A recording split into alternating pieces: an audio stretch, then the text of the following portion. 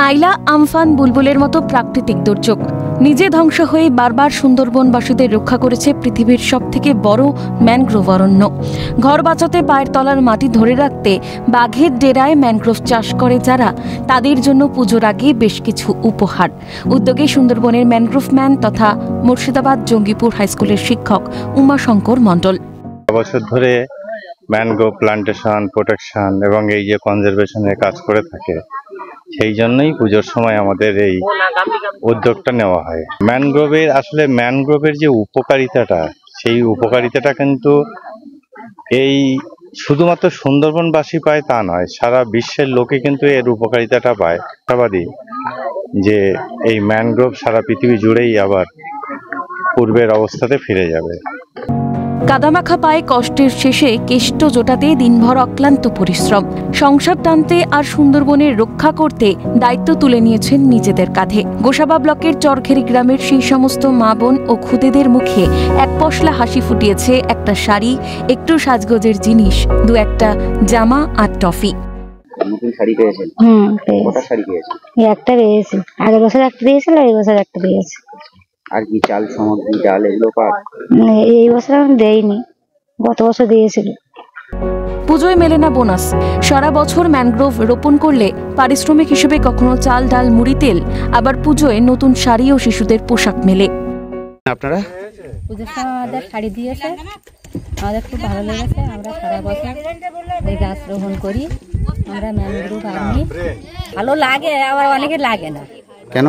কারণ এই শুধু একটা করে শাড়ি, সবাই চায় যে পুজোর সময় যদি একটু খরচা, যদি বাজার খরচা দিত তাতে ভালো হতো। আজকে আনুমানিক 1,500 আছে। 1,500? হ্যাঁ, গাছ লাগান? আমরা বাদামনে গাছ লাগাই। পুরনোকেই বড্ড আঁকড়ে বাঁচতে চায় মানুষ, সেসব বোঝে না সুন্দরবন। নিজের দম্ভে সর্বস্ব গিলে খেতে চায় জলরাশি। সারা বছর নদীর চরে ম্যানগ্রোভ রোপণ করে পুজোর দিন কটা আনন্দ উৎসবে মেতে ওঠে তারা। মানুষগুলো সারা বছর এই ম্যানগ্রোভগুলোকে বুকে করে আগলে রাখেন। সেই ম্যানগ্রোভ আর্মিদের পুজোর আগে একটু আমরা চেষ্টা করি আর কি, কিছু জামা কাপড়, বাচ্চাদের কিছু বইপত্র, নতুন জামা, তাদের মুখে পুজোর আগে একটু হাসি ফোটানোটা আমাদের দায়বদ্ধতার মধ্যে পড়ে। আর আমরা চাই এই মানুষগুলো যেন সময়ের সাথে সাথে আরো বেশি আত্মনির্ভর এবং স্বনির্ভর হয়ে ওঠে, যাতে একটা ছোট ইকোনমি তৈরি হয় এবং নিজেরাই নিজেদের চারা তৈরি করে সেই গাছগুলোকে লাগিয়ে একটা সুন্দর মানুষ এবং প্রকৃতির মেলবন্ধন তৈরি করতে পারে। এনাদের জন্যই সুন্দরবন ভালো থাকবে, আর সুন্দরবন ভালো থাকলে আমরা সবাই ভালো থাকবো।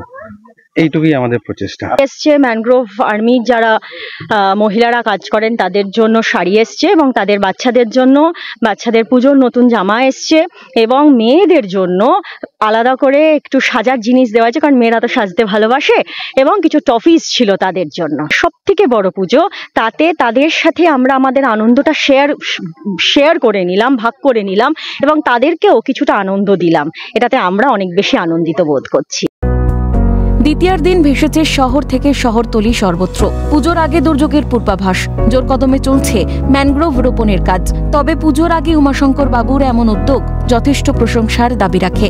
সুন্দরবন থেকে হরিপদ মণ্ডলের রিপোর্ট, ক্যালকাটা নিউজ।